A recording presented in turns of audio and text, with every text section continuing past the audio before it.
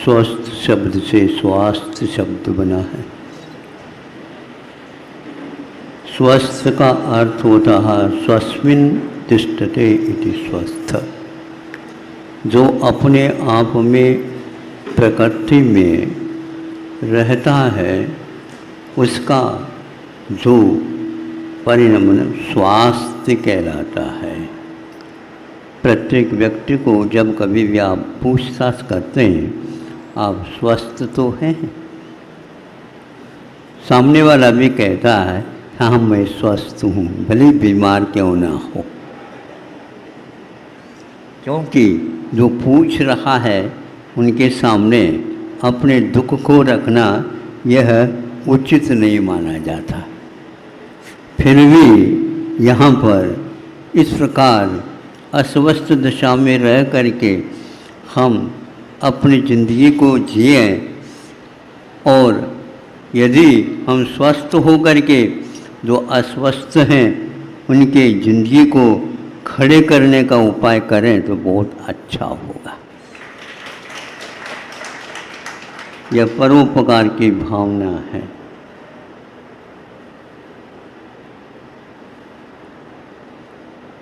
सुनने में आया था सर्वप्रथम जो आप भोजन करते हैं वह भोजन रस के रूप में परिवर्तित हो जाता है। रसने इंद्रिय के माध्यम से उसको जब चखा जाता है, रस के रूप में परिणत हो जाने के बाद उसका क्रम आता है रक्त के रूप में। यह उसके एक उन्नति रूप है। रस के बाद रक्त का क्रम आ जाता है, फिर इसके उपरांत मांस का इत्यादि का क्रम जैसे जैसे आप लोगों के चिकित्सा ग्रंथों में उल्लेख हैं प्राय एक मत हो जाते हैं।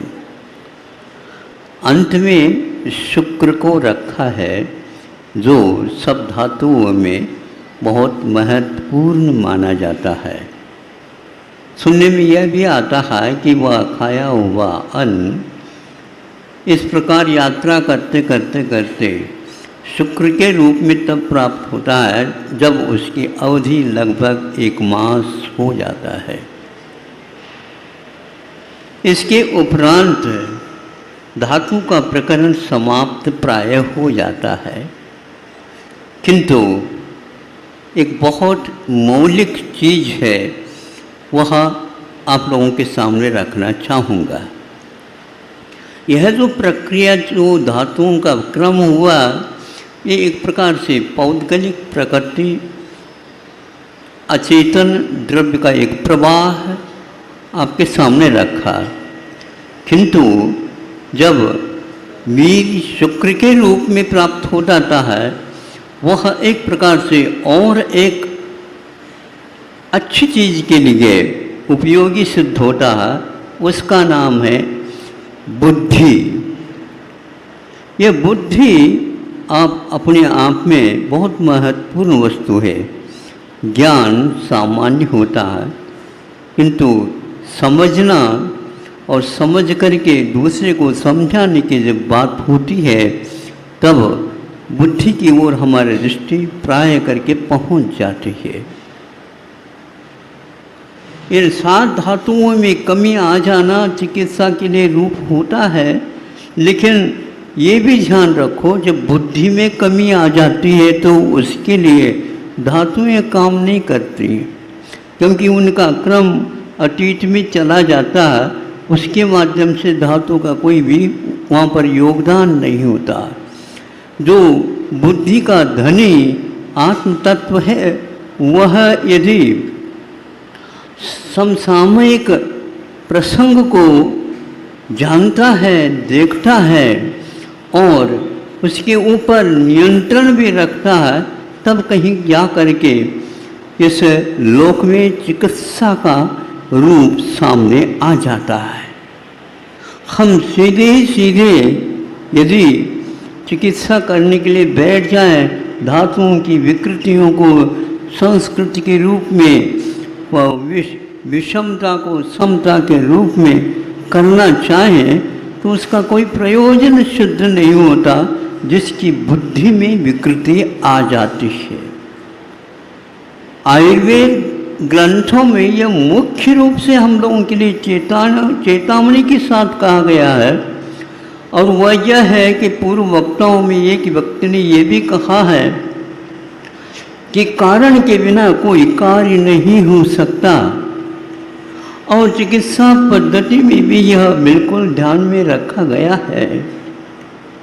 और आज जो वर्तमान में लोकप्रियता प्राप्त है एलोपैथी को, जब इस चर्चा के दौरान मैंने सुना उनके मुख से जो तज्ञ थे कि यह जो रोग है यह अकारण पैदा हो गया है, तब हमने कहा कि भाई अकारण यदि कोई रोग पैदा हो गया है, फिर अकारण ही कोई निरोगता भी प्राप्त हो जाए।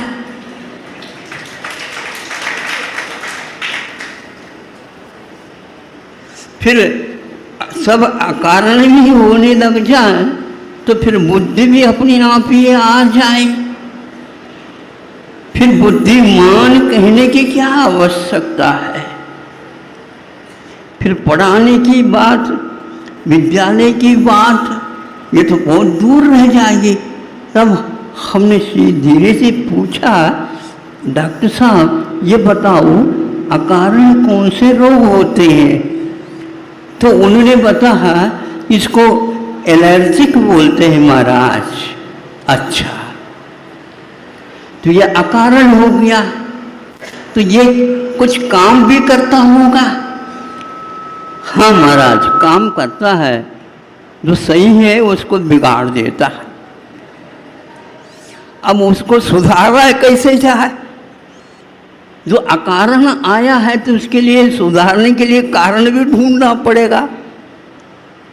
हमने धीरे से संयत होकर के मनोरंजन के कार्य को विराम देते हुए ये कहा कि हमारे विचार से यह आपके जो सिद्धांत पद्धति है चिकित्सा के, इसमें बहुत बड़े दोष उत्पन्न हुए हैं, क्योंकि आज वर्तमान में 200 वर्ष से ज़्यादा इसकी काल अवधि नहीं हो गई होगी, लेकिन लोकप्रियता बहुत बढ़ गई है। इसकी बढ़ना अच्छा है, एक व्यक्ति का विकास होता है और लोकप्रियता हासिल करता है तो खेल थोड़े ही है, लेकिन उसमें कुछ बातें ऐसी हों तो उस लोकप्रियता के ऊपर भी कुछ प्रश्नार्थक चिन्ह लगा देता है। तो एलर्जिक क्या वस्तु है? तो उन्होंने कहा है इसको हम इस प्रकार मानते हैं, कारण के अभाव में भी कार्य होते हैं, तो उसकी भी चिकित्सा करना हम चाहते हैं, और उस एलर्जिक को ही हम एक कारण मान करके चलते हैं। किंतु यह कैसे आप करते हैं? क्योंकि रोग ही क्या है पता नहीं लगा, तो कारण भी का भी कोई पता नहीं है, तो कौन सी दवाई, कौन से औषध के माध्यम से आप इसकी चिकित्सा करेंगे? तो उन्होंने धीरे से कहा है कि जिस उसको तो दवाई के रूप में तो हम स्वीकारते नहीं, औषध के रूप में, किंतु उसका प्रयोग कर लेते हैं, और यदि वह लागू हो जाता है तो समझ लेते हैं इस दवाई का जो रोग है वो यही है। तो हमने कहा आपके यहाँ सिद्धांत तो रहा ही नहीं। यदि टीबी जैसे रोग है, क्षय जैसे रोग है, और उसके लिए आपके पास दवाई थी नहीं क्योंकि निदान ही नहीं हुआ था, किंतु उस टीबी क्षय को रोग को दूर करने के लिए जो निर्धारित है उसका प्रयोग किया आप लोगों ने। योग के बाद प्रयोग जो होता है वहीं पर बुद्धि बिगड़ जाती है। हमें ऐसा लगता है क्योंकि सिद्धांत को ही हम भूल करके आगे कदम उठा रहे हैं। उन्होंने तो कहा अकारण है, और आपने तो यह कारण सिद्ध कर दिया है कि टीबी की दवाई यह है। रोग तो है ही नहीं, तो इसके लिए काम आ गए इसलिए वह रोग है नहीं। आयुर्वेद में एक ऐसा सूत्र सर्वप्रथम दिया गया है, कारण के बिना कोई कार्य नहीं हो सकता, तो यही एक सिद्ध करो। यदि नहीं हो सकता है तो अकारण ये क्यों कह रहे हैं?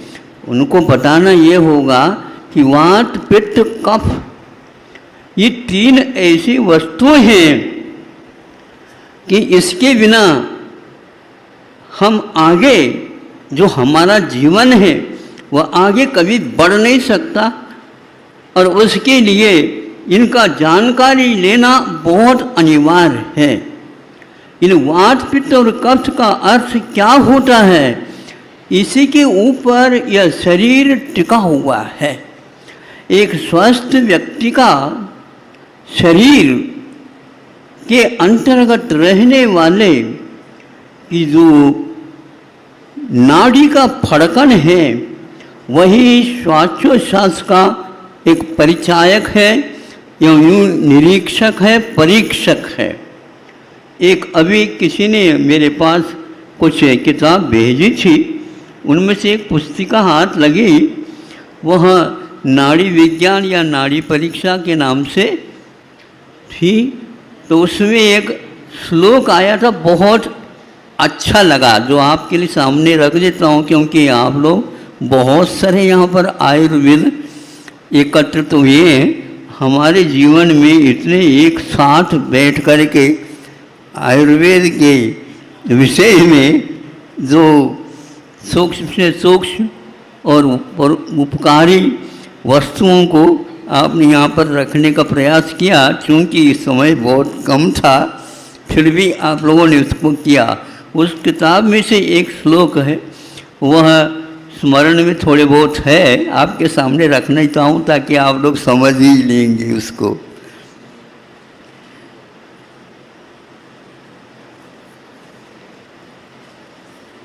यथा वीणा गता तंत्री सर्वमान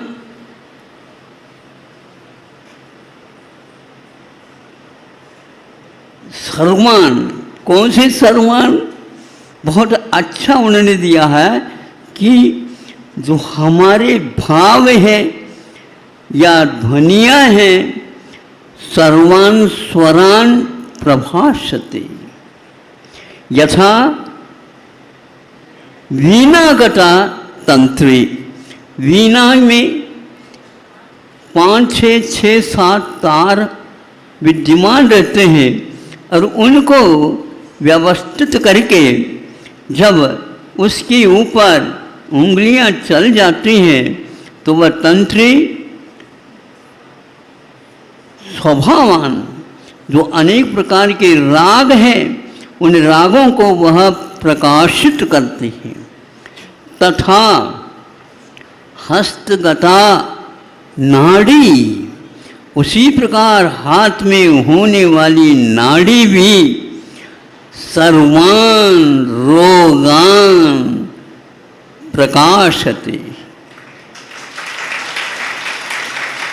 इसमें आयुर्वेद का सिद्धांत विकार और संस्कार, राग और आलाप, ये सारा का सारा गुम्फित करके उदाहरण के माध्यम से उन्होंने बताया। ये किसको बताते हैं? तो वह बताते हैं वात और पित्त और कफ को। इनमें दोष आता है, नहीं आता है, आता है, समानता है, तो वो कह देते हैं कभी कभी ये वात और पित्त और कफ रोग सहित हो सकते हैं और नहीं भी हो सकते। सुन रहे हैं आप लोग? हाँ, रोग सहित हो भी सकते हैं और नहीं भी हो सकते हैं। जब इसमें इन तीनों में विषमता नहीं आती है तो उस समय इस आत्म तत्व का क्या होता है? तो अच्छे ढंग से काम होना चाहिए। नहीं, आप सुन लीजिए, जब वीर के बाद बुद्धि आई है, उस बुद्धि में जो विकृति होती है उसी में घोटाला होता है। कौन सा घोटाला होता है? वो कहते हैं प्रज्ञापराध। ये आयुर्वेद का सिद्धांत है। यदि मनुष्य में विकृति आती है तो सर्वप्रथम कोई रोग नहीं होते हुए भी वह उसको रोगी बना देती है। उसको प्रज्ञापराध कहा। जब 150 व्यक्ति डॉक्टर्स जो लोकप्रिय बनी एलोपैथी के भोपाल में बैठे थे, उस समय हमने इसी बात को पहले रखी तो कुछ परिचय जैसा हो गया था। जो डीएम थे, जो अच्छे एक विषय में और तज्ञ बने थे, हाँ आर के जैन ऐसा, हाँ गैसोलॉजिस्ट, तो वो हमने कहा महाराज ये प्रज्ञापराध क्या है? यह मूल है अस्वस्थ होने का, ये मूल है। दुनिया में आज सातों धातु शुद्ध हो सकते हैं। मनुष्य के अथवा मनुष्यत्व के बारे में आगे बढ़ रहा है एक लड़का भी है उसके, किंतु उसमें यह विकार नहीं आ सकते पहले, लेकिन तो बुद्धि का विकार तो उसमें आ सकता है। और वह बुद्धि का विकार कहाँ कहाँ पर काम कर सकता है? जहाँ नहीं भी काम हो सकता वहाँ पर भी वह काम कर सकता है। माता पिताओं के प्रति अविश्वास पैदा हो सकता है। भाई बहन के बीच में जो प्रेम वात्सल्य है उसमें वह दाग लगा सकता है। क्या नहीं कर सकता है? प्रज्ञापराध में, प्रज्ञा मैंने जानने का एक साधन है, और उसमें यदि अपराध हो गया आपकी चिकित्सा फेल हो जाएगी। जो आज कदम कदम पर देखने को उपलब्ध होता। उन्होंने कहा कि महाराज आज तक यह शब्द हमने नहीं सुना था, आपने कहाँ से दिया? हमारे अध्यात्म में भी यही शब्द आता है। यदि श्रमण होकर के, साधक होकर के भी, साधना करता हुआ भी इस विश्व में माया जाल में फंसी हुई दुनिया को कहीं न कहीं वह विकृति देख सकता है, तो उसका प्रज्ञा का अपराध माना जाता है। इसको बोलते हैं एक प्रकार से अपने ही स्वभाव के माध्यम से, अपने ही स्वभाव से स्खलित होने के बाद यह अपराध हो जाता है। परिणाम प्रत्ययेन, इसको बोलते हैं अपने भावों के प्रत्येक कारण से यह अपराध होता है। अकेला भी हो तो भी वह अपराध कर सकता है। बहुत सारे व्यक्तियों के बारे में दोष नहीं होते हुए भी वह दोषारोप कर सकता है, और विश्व में एक युद्ध छड़ने का कारण भी वह बन सकता है, और बनता जा रहा है। इसलिए अब कौन से आयुर्वेद के संस्थान की हम स्थापना की बात करें, आपसे बताना पूछते हैं। इसलिए आप लोगों को यदि सुख और शांति के साथ अड़ोस पड़ोस में भी यदि शांति चाहते हो तो आयुर्वेद के सिद्धांत सर्वप्रथम यह है, प्रज्ञापराध से आप पहले मुक्त हो जाइए। महाराज हम इतने अध्ययन कर गए लेकिन आज तो प्रज्ञापराध मय बन गए हैं हम, क्योंकि अर्थकरी विद्या हो चुकी है। बड़े बड़े महाविद्यालय खोले जा रहे हैं, और किनके द्वारा खोले जा रहे हैं तो हम कह नहीं सकते। आज तो मुख्य रूप से जो नेता चुने जाते हैं उन्हीं के द्वारा बहुत सारे संस्थाएं खुल रही हैं। अब उनका संचालन कौन करेगा? जिसके लिए धन चाहिए वो करेगा। तो भैया हमारे पास तो प्राण हैं, धन को हम प्राण नहीं मानते। और हम बुद्धि को प्राण मानते हैं, और प्राण शिरोमणि है, प्राणों की रक्षा कराने वाला केवल बुद्धि है। और हम ऐसे ऐसे व्यक्तियों को छांटेंगे, बताएंगे आपको, आपकी बुद्धि को एक पहले संशोधित करना होगा। उद्दीपन करने के लिए और संशोधित करने के लिए शरीर के ही तत्व हैं, उनको तो बाद में हम करेंगे, पहले ब्रेन वॉश की बात करेंगे। और हमें इन युवा शक्ति की ओर हमारी बहुत दृष्टि है, क्योंकि आप तो बूढ़े बाड़े हो गए हैं। उनमें ऐसे ही हम धारा प्रवाहित करना चाहते हैं। युग में आपका जन्म हुआ है, आप आए हो, बहुत बड़े पुण्य पूंजी को लेकर के आए हो। यदि आनंद का अनुभव लेना चाहते हो और सारे चारों तरफ आनंद का वातावरण बिछाना चाहते हो, तो हमारी बात मानो, केवल अपने मन और बुद्धि को शांत कर दो और फिर बाद में वहाँ से भावों को व्यक्त कर दो। फिर क्या कहना, वीणा की तार जब बजाने लग जाते हैं तो फिर कहाँ पर आपका थकावट, कहाँ पर आपका वैर, कहाँ पर आपका राग द्वेष, सब कुछ समाप्त हो जाता है। एकमात्र बुद्धि को ही सुधारने की आवश्यकता है। सद्बुद्धि दे दो महाराज, मैं अपनी बुद्धि को आपको दे दूं तो मैं खाली हो जाऊं। फिर भी यदि आप अच्छे काम करना चाहते हो तो मैं बुद्धि आपको दे सकता हूं, और उसी लिए कृत संकल्पित हूँ। गुरु से मुझे उसे प्राप्त करने का सौभाग्य प्राप्त हुआ, और यह सब समझ में नहीं आता। यहाँ पर आने के उपरांत यहाँ के लोगों ने ऐसा कहा कि हम कुछ और ज़मीन खरीदना चाहते हैं और आपका आशीर्वाद अपेक्षित है। क्या करना चाहते हो, दुकान वगैरह तो नहीं खोलोगे? नहीं महाराज, केवल प्रतिभास्थली तो है ही, देव भी है, कुछ और सामाजिक कार्य करने के लिए। तो क्या करना चाह रहे हो? जो आप बताओगे वही करूँगा।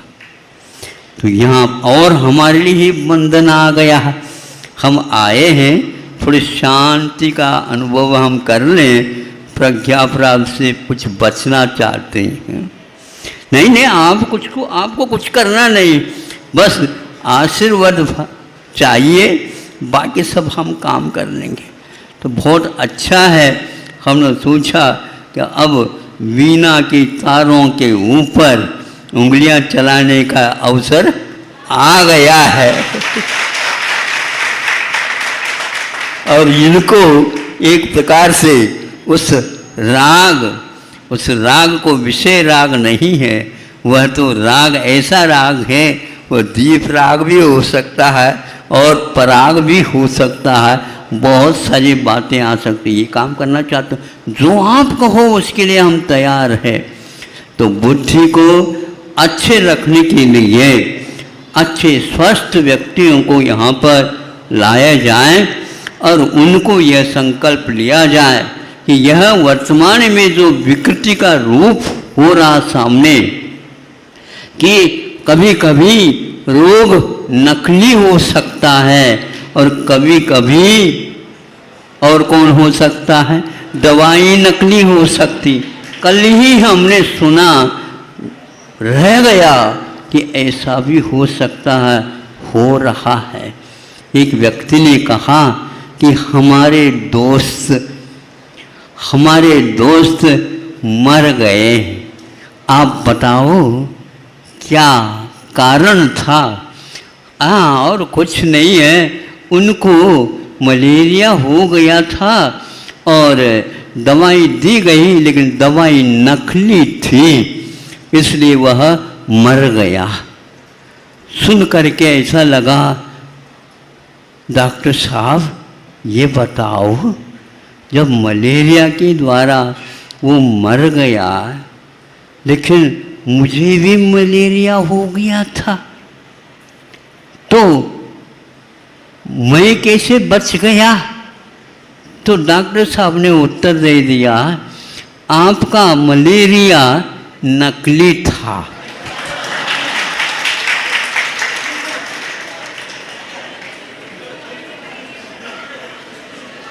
अब बताओ हम कैसे चिकित्सा करेंगे? अब दवाई भी नकली है और ये तो फिर भी ठीक है, लेकिन रोग भी नकली है। इसी को बोलते हैं प्रज्ञापराध। अब बंधुओं, समय आ गया, किसी की आलोचना नहीं, मैं केवल अपने लोचन खोल करके दूसरे के लोचन को भी खोलना चाहता हूँ, और किसी वस्तु की कामना नहीं। प्रभु ने, गुरु ने हमारे लिए आशीर्वाद दिए हैं। यदि काम करना है तो ऐसा करना, जहाँ पर गलतियाँ हो रही हैं, गलती को गलती मानना, यह भी एक बहुत अच्छा कार्य माना जाता है। क्योंकि गलती जब करते हैं तो बुद्धि का अपराध हो जाता है, जब गलती को हम समझते हैं तो वह अपराध को दूर करने का उपाय मिल जाता है। ऐसे ही संतों के माध्यम से हमें अब गलती नहीं करते हुए, जो गलती कर रहा है उसको सुधारने का उपाय बताते हुए, बुद्धि का अपराध ना हो, फिर तो आप सब कुछ काम कर जाओगे। बुद्धि को सुधारने की आवश्यकता, इसलिए सर्वप्रथम चरक इत्यादि में, सुश्रुत इत्यादि में प्रज्ञापराध को कहा है। वो प्रज्ञापराध किसी भी धातुओं में, वात पित्त कफ में कोई भी विषमता नहीं, फिर भी रोग आ सकता है तो हमारे बुद्धि के कारण आ सकता है। अंतिम जो शुक्र धातु है, उसके बाद बुद्धि का उपक्रम होता है। अपने बच्चों को वहाँ 7 धातुओं की ओर मत देखो, किंतु उसकी बुद्धि किसी भी हालत में विकृत ना हो और वह बुद्धि को सही रूप में रखने का संकल्प रखता है, तो फिर उस व्यक्ति को कहीं भी भेज दो, वह अवश्य ही प्रभु का लोकप्रिय बनेगा। प्रभु की दृष्टि में जो प्रिय बन जाता है, तो फिर वह जो चाहता है वह सब कुछ कार्य किया जा सकता है। भारत भूमि में ये एक विशेषता है, किसी को बुरा नहीं कह करके अपनी बुराई को वह बहुत अच्छे ढंग से दूर करने का संकल्प करता है। इससे बढ़कर के और कुछ नहीं है। आप लोगों ने आज भीषण गर्मी में भी यहाँ के लोगों के निमंत्रण पर, उसमें कारण तो मैं ही था, लेकिन आप लोग इस समय का उपयोग करके और आप जागृत हैं, ये सुन करके मुझे बहुत अच्छे, एक व्यक्ति ने आज एक मुझे नाराम दे दिया, जय आयुर्वेद। मुझे बहुत अच्छा लगा कि आयु का, वेद का अर्थ होता है बुद्धि से जानना।